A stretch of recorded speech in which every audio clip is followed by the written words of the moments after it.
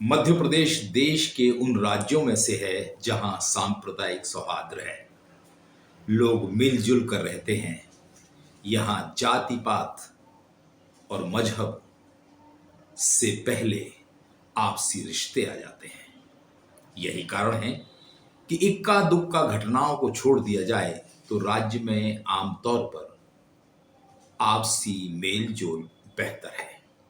मगर कुछ नौकरशाह इस सौहार्दपूर्ण वातावरण में नींबू निचोड़ने का काम कर रहे हैं। उन्हें रास नहीं आ रहा है कि मध्य प्रदेश में सांप्रदायिक सौहार्द सद्भाव आखिर क्यों है। उन्हें ये रास नहीं आ रहा और वे ऐसे बयान दे रहे हैं जो समाज को बांटने वाले नजर आते हैं। दोस्तों नमस्कार, मैं हूं संदीप पौराणिक। मध्य प्रदेश के 2 आईएएस अधिकारियों के पिछले दिनों आए बयान चर्चाओं में हैं।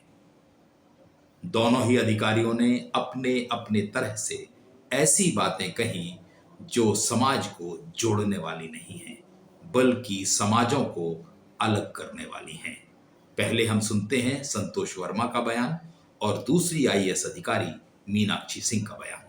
कि एक परिवार में एक व्यक्ति को आरक्षण मिलना चाहिए जब तक कि मेरे बेटे को कोई ब्राह्मण अपनी बेटी दान नहीं करते या उससे उसका संबंध नहीं बना दे। जातिगत पहचान और जातिवादी होना आज के समय की सबसे बड़ी मांग है। हमको आप देखते होंगे सवर्ण समाज को सरनेम देख करके लोग उनका पक्षपात करते हैं।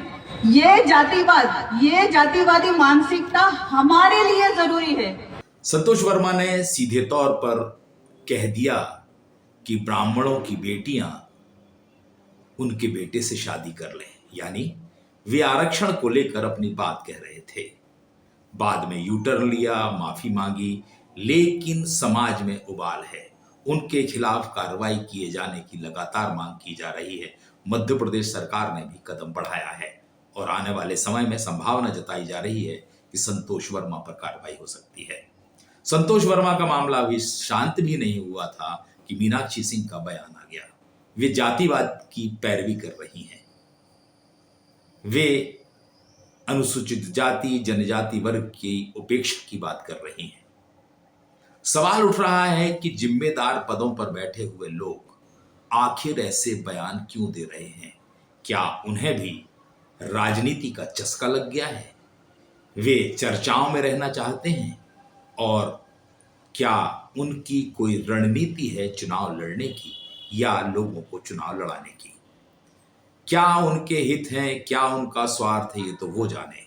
लेकिन ये चुनौती है मध्य प्रदेश की मोहन यादव सरकार को कि वो ऐसे अधिकारियों के खिलाफ क्या कोई कार्रवाई करती है या फिर संतोष वर्मा पर काफी समय हो गया, अब तक कोई ऐसी कार्रवाई नहीं हुई है जो ये संकेत दे कि सरकार सख्त है। हाँ, ये जरूर है कि उन्हें प्रतीक्षा सूची में डाल दिया गया है, लेकिन उससे उन्हें कोई बहुत ज्यादा फर्क नहीं पड़ने वाला।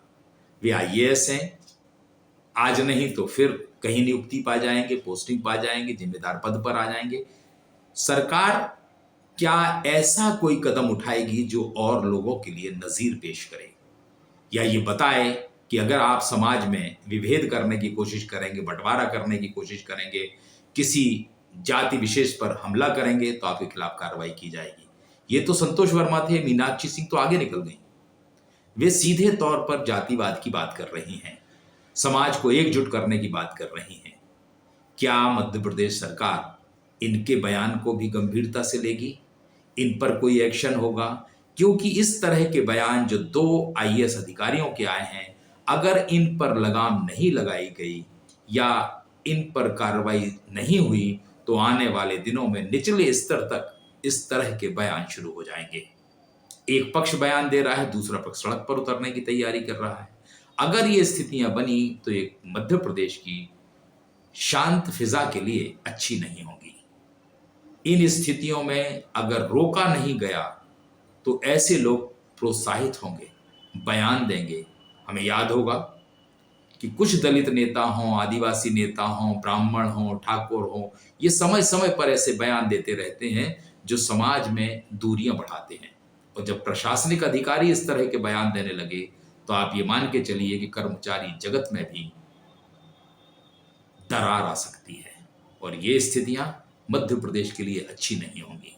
अब देखना होगा कि मोहन यादव की सरकार इसे कितनी गंभीरता से लेती है, कितनी सख्त कार्रवाई होती है और क्या इन अधिकारियों के लिए, चाहे वे किसी संगठन से जुड़े हों, उन्हें एक रेखा तक या यूं कहें कि उनकी लक्ष्मण रेखा तय की जाएगी या फिर यह सिलसिला आगे बढ़ेगा। हम सबको इंतजार करना होगा।